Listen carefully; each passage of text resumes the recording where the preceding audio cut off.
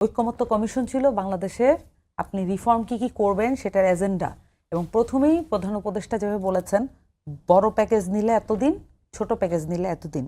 এটা কোনো বস্তুগত বিষয় নয়, এটা একটা গুণগত বিষয় ছিল। ওই মন্তব্যের মধ্য দিয়ে আসলে সংস্কারের যে গুণগত আকাঙ্ক্ষা সেটাকে বস্তুগত জায়গায় এনে ফেলা হয়েছে। পরবর্তীতে আমরা যেটা দেখলাম, অভ্যুত্থানের ৭২ ঘন্টার মধ্যে যখন পুরো দেশটা শুধু নির্বাচনের আলাপের মধ্যে ঢুকে যায়, তখন আসলে সকলের মধ্যে একটা তাড়া শুরু হয়।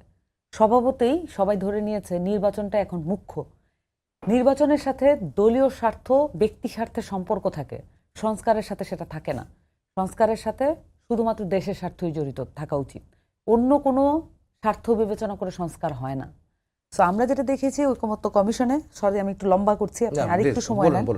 সো আমার কাছে মনে হয় যে এই পর্যন্ত আসার পেছনে অনেকগুলো জিনিস দায়ী। যদি আমরা আমাদের পুলিশ এবং আমাদের আইন শৃঙ্খলা বাহিনী, আমাদের গোয়েন্দা সংস্থা এবং নানান ধরনের তদন্ত সংস্থা কেমন হবে সেটার ব্যাপারে ঐকমত্য কমিশনে আলাপ করতে পারতাম, যদি আমরা আমাদের দেশের প্রশাসন কেমনভাবে চলবে, কিভাবে আমরা একজন ডিসিকে শুধুমাত্র তার প্রফেশনালিজম মেনটেন করেই সে নিজের চাকরি বাঁচাতে পারবে, এ ব্যাপারে যদি ঐক্যমত্যে আসতে পারতাম, যদি আমরা পুলিশের নিয়োগ পুরোপুরি ফেয়ারলি কিভাবে হবে এবং সকল দল কিভাবে এইটার ব্যাপারে কোনো ধরনের হস্তক্ষেপ করবে না এই মর্মে যদি কথা দিত, যদিও কথা দেওয়াটাই শেষ নয়, এটা ইমপ্লিমেন্টেশনের ব্যাপার আছে, কিন্তু আমরা কথা দেওয়াটা মাত্রও পাইনি।